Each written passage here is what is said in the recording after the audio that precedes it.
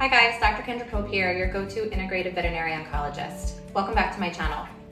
Today we're going to talk about conventional blood work and how it's not a good test for a cancer diagnosis.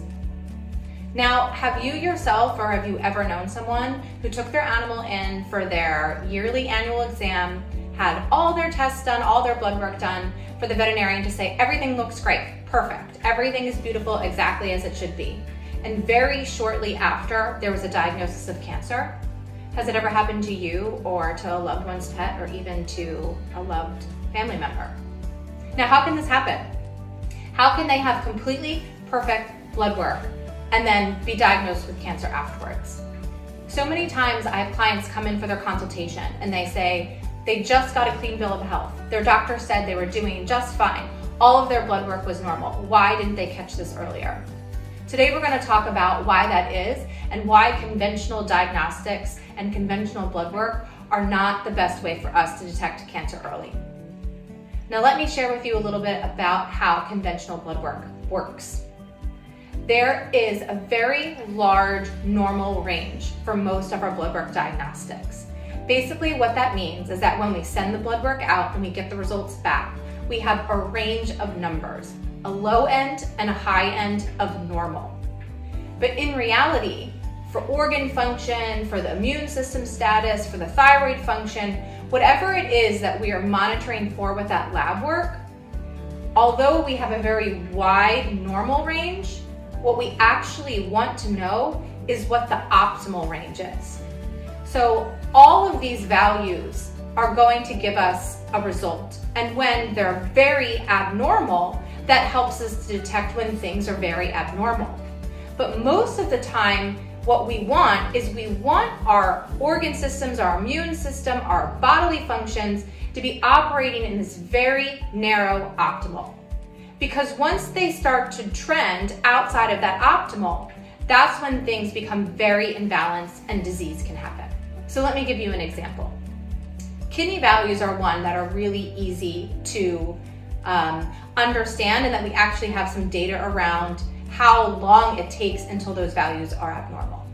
So when we send blood work out and we look at kidney function, those numbers will stay normal, completely within that normal range, until 75% of kidney function is gone. So from 0 to 75% function of the kidney, those values will be normal. Once 75% or more function of the kidney is lost, that's when we'll finally start to see abnormalities on the blood work.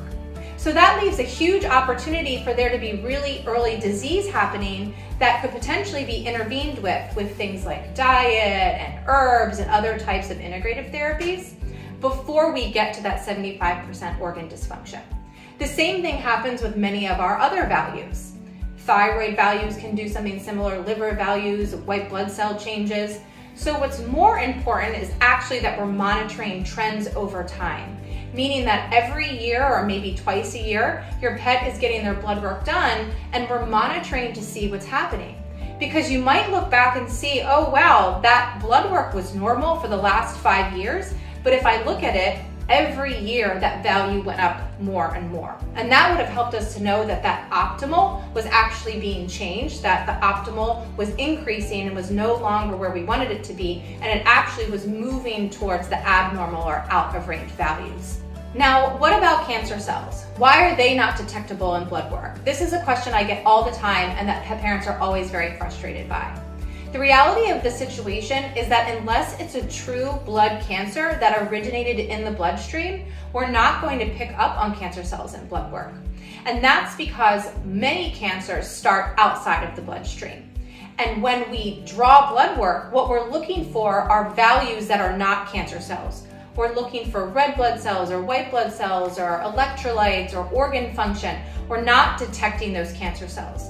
Now, there are some screening diagnostics that look for that. They actually look for cancer cells in circulation. But there's still a threshold that has to be crossed. There has to be so many cancer cells in circulation for that test to be positive.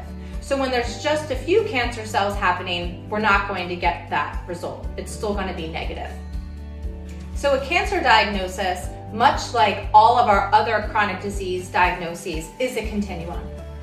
Although we need to have these black and white tests that are positive and negative to help us make a diagnosis and say cancer is present, kidney disease is present, liver disease is present, heart disease is present, although there is a line that has to be crossed between those two, all of these diseases start slowly from somewhere and build up to full disease. And so it's that opportunity in between when the disease starts and when our conventional diagnostics can give us a definitive answer that is an opportunity for us to intervene and to change the outcome for our pets.